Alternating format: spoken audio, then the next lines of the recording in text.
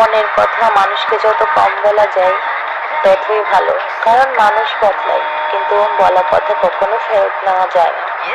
জীবনের সবচেয়ে বড় শিক্ষাগুলোর মধ্যে একটি হলো সব অনুভূতি, সব কষ্ট, সব স্বপ্ন কিংবা সব পরিকল্পনা সবাইকে বলা উচিত নয়। অনেক সময় আমরা আবেগে বসে নিজের মনের গভীরতম কথাগুলো কাছে মানুষের সাথে শেয়ার করে ফেলি।